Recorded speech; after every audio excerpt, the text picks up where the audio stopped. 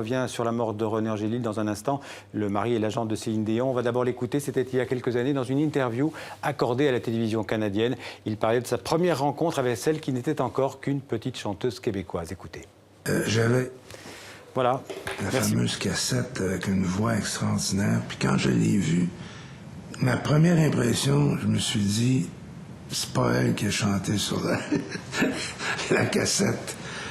Alors, ou j'espérais en tout cas que ce soit elle, mais j'avais des doutes et j'avais hâte qu'elle chante live là, dans le bureau. Non seulement c'était meilleur que la cassette, évidemment, ça m'a touché énormément. Elle a comme changé de personnalité. Ça m'a touché beaucoup, beaucoup. Même que je pleurais à la fin de la chanson.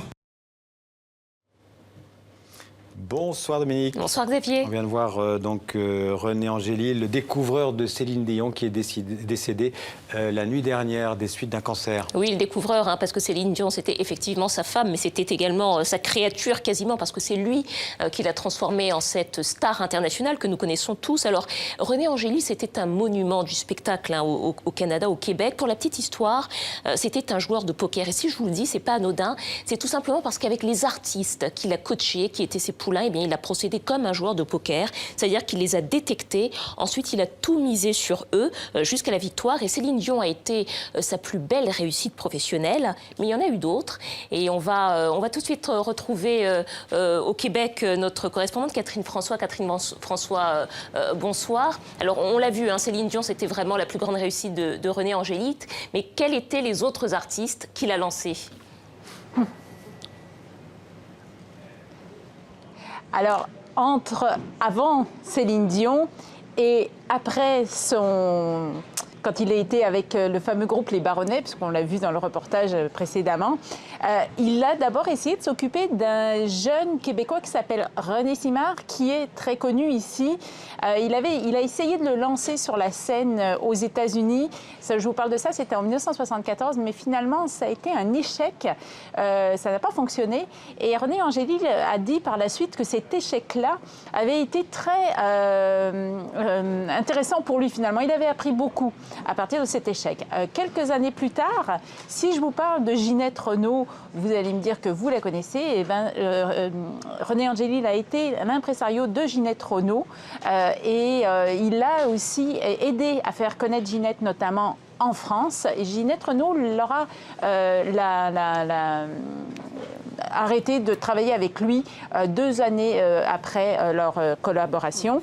Et finalement, ça a été un mal pour un bien, puisque la petite histoire, on la connaît. C'est à partir de là qu'il a entendu la fameuse cassette avec Céline Dion, et la suite, on la connaît. Mais au-delà de ces artistes-là, il y a également tous ceux qu'il a aidé à lancer leur carrière. Je pense par exemple à Grégory Charles, je pense à l'imitatrice québécoise Véronique Dicker, à Anthony Cavana, qui sont également bien connus dans la francophonie et qui, en faisant les premières parties de plusieurs spectacles de Céline Dion, ont pu amorcer une carrière ailleurs qu'au Québec. Et René Angélil avait effectivement ce flair-là pour détecter les talents et surtout être capable de les aider et d'en faire des artistes à leur maximum. Merci Catherine François. Catherine François à Montréal. Voilà. Donc le mari de Céline Dion, décédé à l'âge de 73 ans. On va rester dans l'industrie du spectacle, Dominique, puisqu'on connaît depuis hier les nominés de la prochaine cérémonie des Oscars, avec une polémique qui est déjà là. Oui, c'est une polémique qui est intitulée sur les réseaux sociaux « Oscars so white », des Oscars si blancs, parce que vous voyez, eh bien, il y a assez peu d'acteurs issus de la communauté afro qui sont nominés dans ces Oscars. Regardez, il y a des tweets qui disent « Dommage que subitement les acteurs de couleur soient devenus si mauvais cette année ». C'est ironique, mais en même temps, ça dit bien une réalité. Regardez ce film, par exemple, « Beast of No Nations », qui a été produit par Netflix, qui est un film sur les enfants soldats, avec un très grand Idriss Elba, qui a été acclamé par la critique.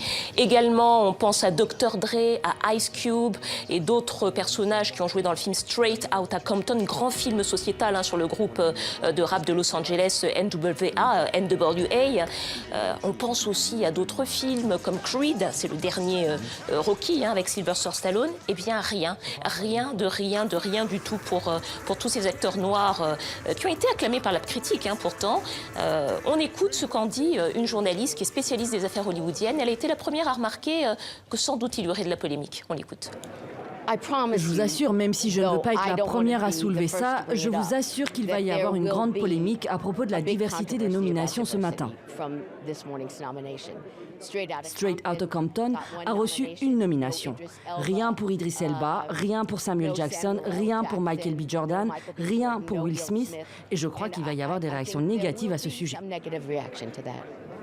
Voilà Xavier, donc tout ça pour dire que cette polémique, qui est la même que l'année dernière, on n'en a sans doute pas fini d'en entendre parler, peut-être pas cette année, et on verra bien l'année prochaine si ça s'améliorera. Merci Dominique, à demain. À demain.